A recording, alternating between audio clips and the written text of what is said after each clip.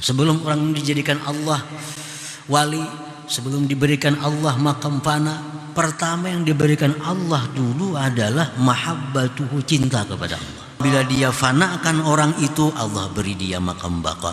Fasara abdan harifa waliyan lillahi ta'ala, maka jadilah orang ini hamba yang arif dengan Allah, waliyan, wali bagi Allah subhanahu wa ta'ala. Ya Allah biha, ya Allah biha, ya Allah bihusnil khatimah.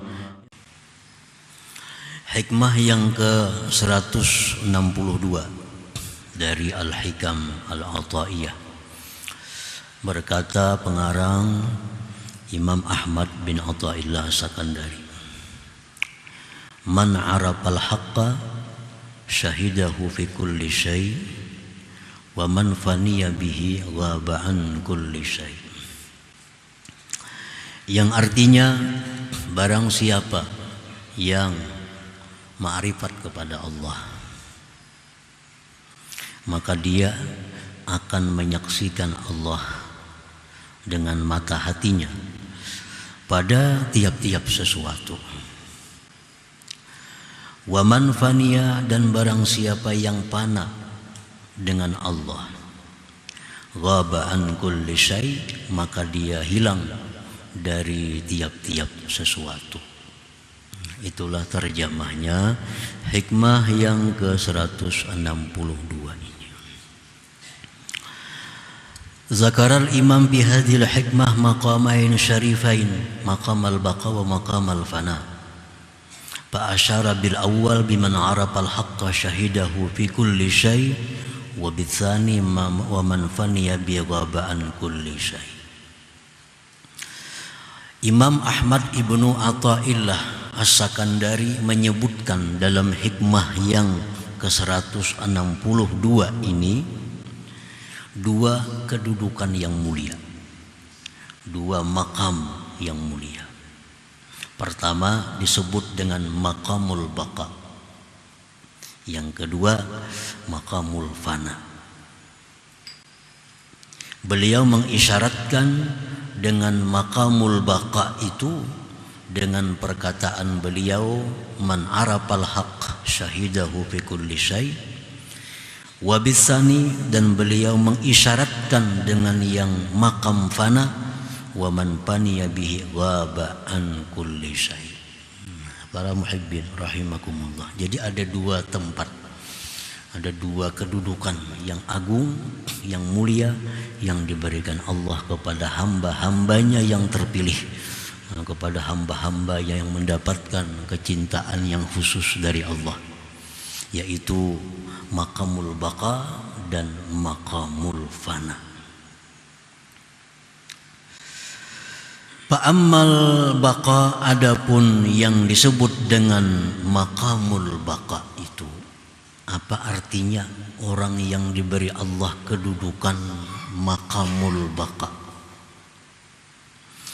Huwa syuhudul abdi bi anna wujudal khalqi qaimun bi wujudillahi ta'ala la bi nafsi. Ialah menyaksikannya seorang hamba dengan bahwa adanya makhluk itu berdiri dengan adanya Allah subhanahu wa ta'ala, bukan dengan diri sendiri. Nah, itu orang yang berada di maqamul baqa. Dia melihat makhluk itu ada, diadakan oleh Allah. Dia melihat makhluk itu berdiri dengan wujudnya Allah. Artinya tanpa diadakan oleh Allah, maka makhluk itu tidak akan ada. Tanpa ditegakkan oleh Allah, makhluk itu tidak akan tegak.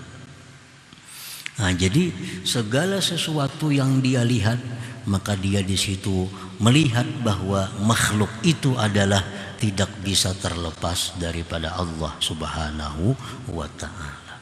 Nah, ini orang yang berada di kedudukan yang namanya maqamul baqa itu. Nah, melihat apapun yang dia lihat, Nah, dia melihat bahwa itu adalah diciptakan oleh Allah. Melihat apapun yang dia lihat, maka itu dia melihat adalah merupakan kekuasaan dari Allah. Apapun yang dia lihat, maka dia melihat bahwa itu adalah dikehendaki oleh Allah. Apapun yang dia lihat, maka dia melihat bahwa itu diketahui oleh Allah. Nah, jadi orang yang berada di maqamul baqa ini ialah orang yang melihat makhluk dan melihat Khalik penciptanya. Bukan hanya sekedar makhluk yang dia lihat, tapi penciptanya pun dia lihat dengan mata hatinya. Nah, itu kedudukan yang disebut maqamul baqa. Bila kita bisa demikian, maka kita namanya adalah orang yang diberi Allah makam ini. Ada melihat apa, kita ingat bahwa itu adalah merupakan karya dari Allah. Nah, kita melihat, mendengar apapun yang kita dengar, kita ingat bahwa itu adalah merupakan kudrat iradat dari Allah. Nah, kita melihat apapun, mendengar apapun, maka kita selalu ingat dengan penciptanya. Nah, itu orang yang mulia, orang yang sudah hebat, yang bisa demikian itu. Para muhibbin rahimakumullah. Wa hadzal maqam maqamu ma ra'aitu syai'an illa ra'aitullah ma'ah. Ini makam baqa tadi. Ini kedudukan yang namanya al-baqa itu ialah kedudukan orang yang mengatakan bahwa tidaklah aku melihat sesuatu apapun melainkan aku melihat Allah bersamanya. Melihat apapun maka dia ingat dengan Allah. Pengertian melihat itu artinya ingat. Ingat itu artinya melihat dengan mata hati. Nah, jadi melihat apapun matanya yang zahir ini, mata hatinya melihat. Artinya hatinya ingat bahwa itu adalah merupakan kudrat dan iradat dari Allah. Tidak aku lihat akan sesuatu itu, melainkan aku lihat Allah bersamanya. Artinya, karena sesuatu itu kadang akan ada tanpa diadakan oleh Allah. Dan sesuatu kadang akan bisa lestari tanpa ditopang oleh Allah Subhanahu wa ta'ala. Jadi kita kadang bisa lepas daripada dua itu. Sebagaimana yang disebutkan dalam hikmah-hikmah yang lalu, kita kadang akan lepas dari dua nikmat. Pertama nikmatul ijad dan kedua nikmatul imdad. Nah, kita dicipta oleh Allah. Sudah dicipta ditopang oleh Allah. Kalau sedetik kita dilepas, kita akan binasa. Jadi keterkaitan kita dengan pencipta itu kadang akan bisa lepas. Lepas satu detik pun kita akan binasa. Itu disebut dengan ni'matul imdad. Jadi Allah bukan hanya mencipta, tapi terus menerus menupang ini sesuatu yang diciptanya sehingga bisa ada seperti yang sekarang ini. Nah, para muhibbin rahimakumullah. Jadi kalau sudah kita bisa demikian, itu anugerah Allah yang luar biasa kepada kita. Melihat ada apa yang kita lihat, kita ingat bahwa itu adalah merupakan ciptaan Allah. Kita melihat ini burung, melihat ini ayam, melihat ini kambing, kita ingat bahwa itu adalah dicipta oleh Allah dan ditupang oleh Allah sehingga bisa ada sampai sekarang ini. Nah, para muhibbin rahimakumullah. Wa hadzal maqam la yahsulu illa ba'da maqamil fana. Orang yang duduk, orang yang diberi Allah makam baqa tadi, itu kada akan bisa hasil kecuali sesudah makam fana terlebih dahulu. Nah, jadi fana dulu maka. Nah, sesudah orang ini diberi Allah kedudukan yang namanya maqamul fana, nah hanyar dapat maqamul baqa itu. Ini makamnya Rasulullah sallallahu alaihi wasallam dan para siddiqin, orang-orang yang dekat dengan Allah, maqamul baqa. Wa hadzal maqam la yahsulu, ini maqam tidaklah hasil kecuali sesudah maqamil fana, maqam fana. Wa amma maqamul fana, adapun makam fana, huwa ghaibatul abdi an nafsihi wa anil khalqi jami'a, fala yashhadu fil wujud illa Allah ta'ala. Adapun yang dinamakan dengan maqamul fana ialah hilangnya seorang hamba dari dirinya sendiri dan daripada makhluk seluruhnya. Dia tidak menyaksikan apapun pada alam semesta ini kecuali Allah Subhanahu wa ta'ala. Ini makam fana. Makam fana ini orang yang tidak melihat sedikit pun makhluk, yang dia lihat hanya Allah. Kalau ada kambing, dia kada melihat itu kambing, tapi yang diingatnya adalah Allah. Nah, kalau melihat bahwa itu laut, orang yang di makam fana ini dia kada akan melihat itu laut, tapi yang dilihatnya itu adalah kudrat iradat Allah. Nah, laut, langit, bumi, bahkan dirinya sendiri kada diingatnya, nah, kada disaksikannya. Yang disaksikan oleh mata hatinya adalah hanya Allah Subhanahu wa ta'ala. Nah, ini disebut ngarannya adalah maqamul fana. Ini kada melihat itu ciptaan Allah, ini kada melihat bahwa itu adalah binatang, kada melihat itu benda-benda apapun, manusia, kada bahkan dirinya sendiri kada dipandangnya. Yang dipandangnya bahwa Allah Khalik. Nah, ini orang yang berada di maqamul fana. Nah, para muhibbin rahimakumullah. Jadi ada 3 kedudukan. Nah, 3 macam umpamanya untuk mendekatkan paham kita, macam sebuah gunung. Ini gunung. Orang yang berada di bawah gunung sebelah sini, ini orang awam. Orang awam ini apa? La yaral haqqa. Dia tidak melihat Allah. Yang dilihatnya hanya adalah makhluknya. Nah, ini orang di bawah gunung sebelah sini nih. Ini makamul awam. Ini kada melihat Allah. Ada kambing, iya kambing. Pun siapa tuh yang berapa harganya? Berapa lawasnya mengingun kambing itu? Ini kada ingat bahwa kambing itu adalah dicipta oleh Allah. Nah, ini makamul awam. Melihat apapun yang dia lihat hanya makhluk, tanpa ada ingat di hatinya bahwa makhluk itu ada penciptanya. Ini makamul awam. Di makam inilah orang-orang bersifat tercela. Ini ada dendam karena ini melihat itu makhluk yang menyakitinya. Lalunya ada dendam. Di makam inilah orang iri dengki. Nah, karena dia kadang memandang pencipta, yang dipandang cuma ciptaannya. Ini umumnya kita. Umumnya kita duduk di situ, di makam itu. Kita kadang mengingat Allah, apapun yang kejadian itu yang kita perhatikan cuma sebabnya. Nah, kadang memikirkan, kadang mengingat musabbib Allah yang menciptakan sebab itu. Nah, ini makamul awam. Ini orang yang berpendapat nasi bisa mengenyangi, ya obat itu bisa menyembuhkan, duit itu membuat senang. Ini orang hanya melihat materi-materi sebagai ciptaan dari Allah, kada ingat lawan yang menciptakannya. Nah, ini makam awam. Lalu naik gunung. Di puncak gunung ini orang berada di makamul fana. Makam fana ini orang yang berada di puncak gunung. Inya kada melihat kiri kanan muka belakang, dilihatnya cuma Allah. Nah, ini di puncak gunung. Orang makam fana ini kada bisa makan. Inya kada ada makan, kada ada minum. Orang fana ini kadang mengingat apapun selain daripada Allah.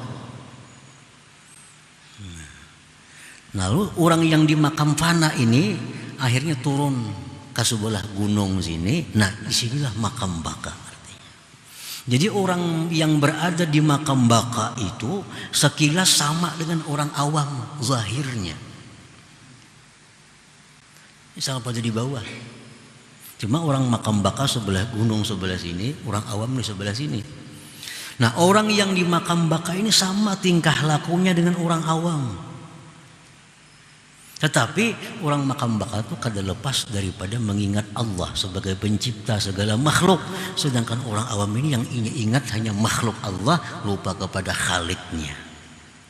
Itu bedanya orang yang di makam baka dengan makam awam ini sama, pada sudah di bawah hendaknya. Nah, cuma bedanya tadi, makam awam hanya ingat kepada makhluk, makam fana hanya ingat kepada Khalik. Yang sempurna itu makamul baka. Nah, dia melihat yang dicipta, melihat yang mencipta. Nah, itu yang makam yang sempurna. Nah, para muhibbin rahimakumullah.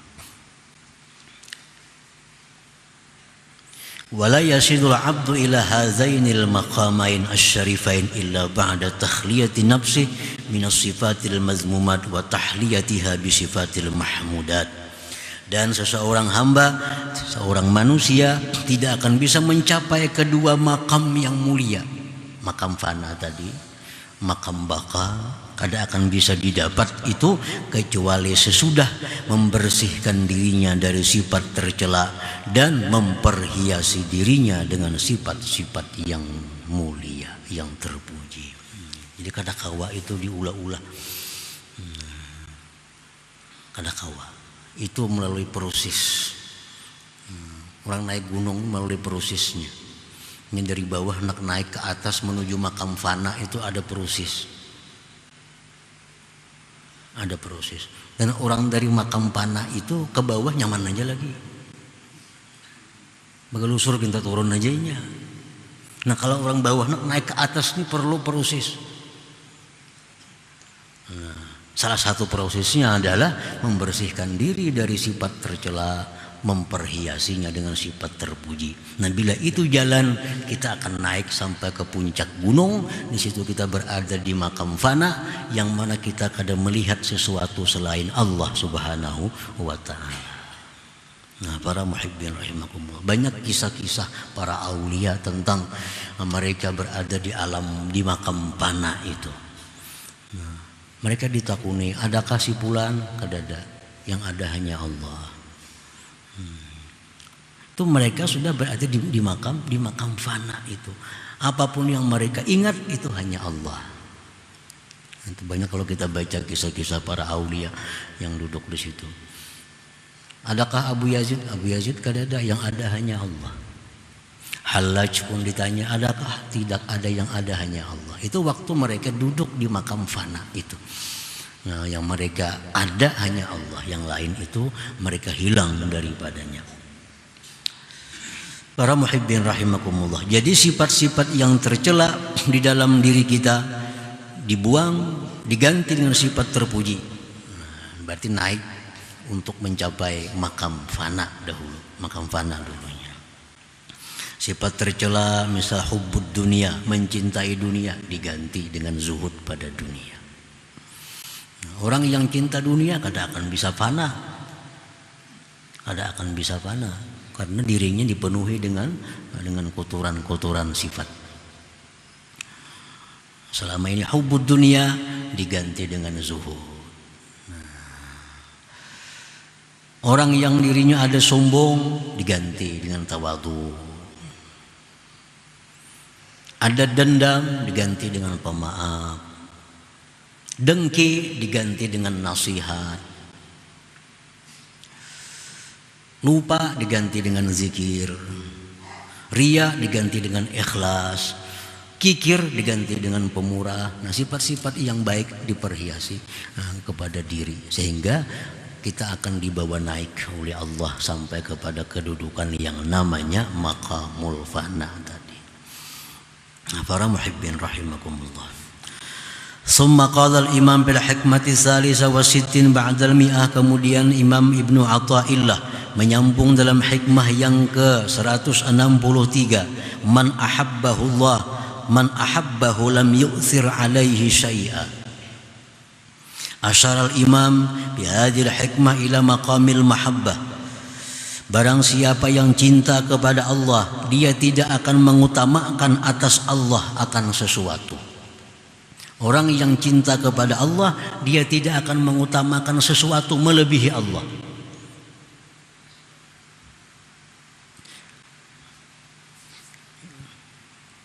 Disebut maqamul mahabbah. Orang yang cinta kepada Allah itu pasti menumur satukan Allah daripada dirinya sendiri.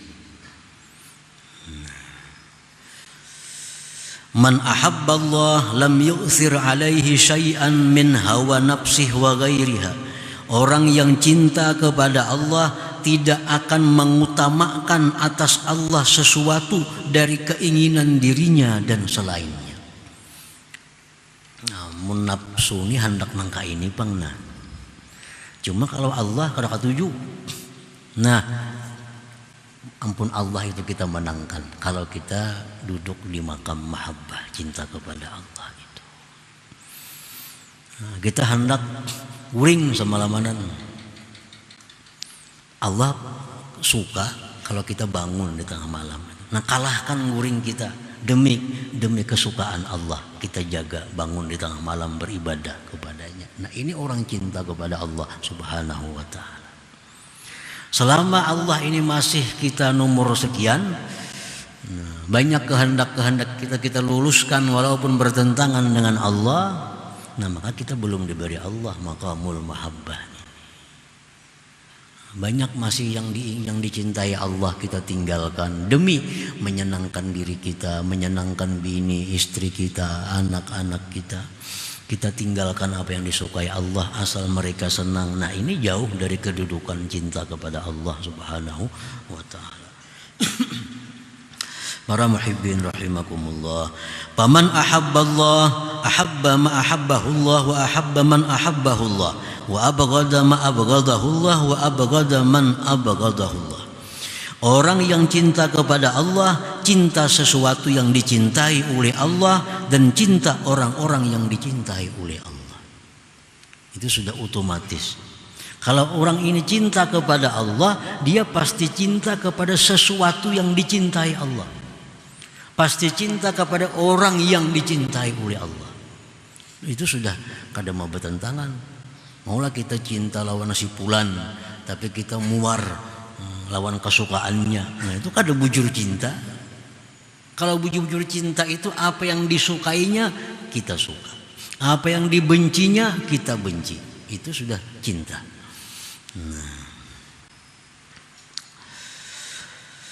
Dan membenci sesuatu yang dibenci Allah dan orang-orang yang dibenci oleh Allah.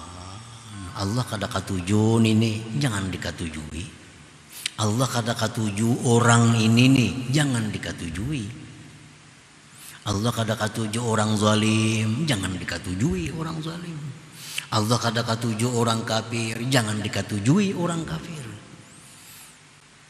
Nah, itu artinya kalau kita bujur cinta kepada Allah Subhanahu wa ta'ala. Nah, para muhibbin rahimakumullah. Jadi kalau disimpulkan dua hikmah ini ada tiga kedudukan. Pertama, kedudukan yang namanya maqamul baqa, ini yang paling tinggi sudah. Kalau sampai di situ iya. Yang kedua maqamul fana, nah yang ketiga ini maqamul mahabbah. Nah, qala ba'duhum, berkata sebahagian ulama, awwalu ma yaqdhifuhu Allah fi qalbi 'abdihi alladhi yuridu an yastafiyah mahabbatuhu. Awal pertama yang Allah luntarkan pada hati hambanya, yang mana Allah menghendaki memilih hamba itu, pertama yang diluntarkan Allah mahabbatuhu, cinta kepada Allah. Ini mudah.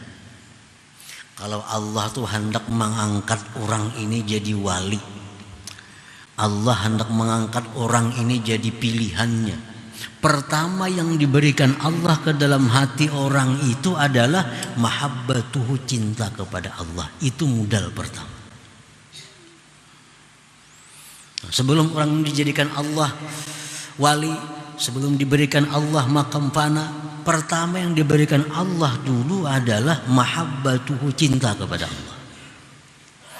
Nah, diberi Allah kita nih mahabbah. Nah, timbul dalam hati kita ada kecintaan kepada Allah. sudah cinta kepada Allah, cinta. Fala yazalu yu'addil fara'ida wa yuksiru an-nawabila wa yazkurullaha zikran katsira wa yukhalli nafsah wa yuhalliha hatta ahabbahu Allahu hubbah. Orang yang cinta kepada Allah tadi karena diberi Allah mahabbah itu, lalu dia cinta kepada Allah, maka orang ini senantiasa dia menunaikan keparduannya, memperbanyak yang sunat-sunat, banyak berzikir kepada Allah. Dia bersihkan dirinya dari yang tidak disukai Allah. Dia perhiasi dirinya dengan yang disukai oleh Allah. Akhirnya orang ini mendapatkan cinta dari Allah Subhanahu wa ta'ala. Nah, jadi di situ dahulunya. Jadi sebelum kita bisa sembahyang, bisa memperbanyak sunat, memperbanyak zikir, itu mudahnya kita mesti diberi Allah dulu mahabbah itu. Nah, diberi Allah mahabbah. Kalau kita diberi Allah mahabbah, cinta kepadanya, maka kita akan rajin melaksanakan fardu. Kita rajin memperbanyak sunat, kita rajin berzikir, kita sungguh-sungguh membersihkan diri, memperhiasinya. Modalnya dulu cinta kepada Allah. Kalau sudah kita demikian, ahabbahullah hubbah. Allah cintai orang ini akan cinta yang khusus. Orang ini sudah fardunya biris, sunatnya banyak, zikirnya banyak, dirinya bersih, berhias dengan sifat terpuji. Orang ini dicintai akhirnya oleh Allah Subhanahu wa ta'ala dengan cinta yang khusus. Faiza ahabbahu, bila Allah cinta kepada orang ini, karenanya rajin-rajin tadi sudah, akhirnya Allah cinta khusus kepadanya. Afnahu, Allah beri dia makam fana kepada orang. Hanya Tuhan memberi fana itu.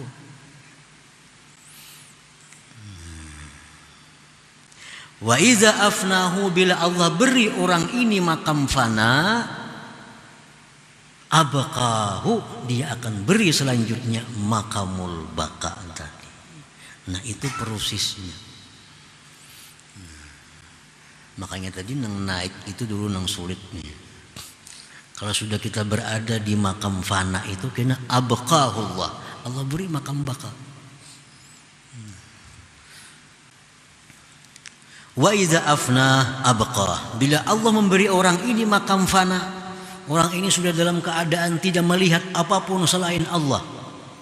Nah, kalau sudah di situ orang ini, maka orang ini akan dipindah oleh Allah ke makamul baqa, maka dia bisa melihat Allah dan karyanya, bisa melihat Allah dan ciptaannya. Yang di atas tadi Allah melulu aja. Ada tahun apa-apa Allah, takuni orang apa Allah, Allah. Sudah kamu makan Allah. Kan ada makanannya. Ada yang 100 hari kalau bisa makan. Allah, Allah. Nah, orang macam ini akhirnya abqa, diberi Allah kedudukan baqa. Nah, disitunya melihat bahwa ini nasi tapi ini dicipta oleh Allah. Dikehendaki oleh Allah. Jadi nasinya melihat, penciptanya melihat. Itu sudah sempurna kedudukan seseorang.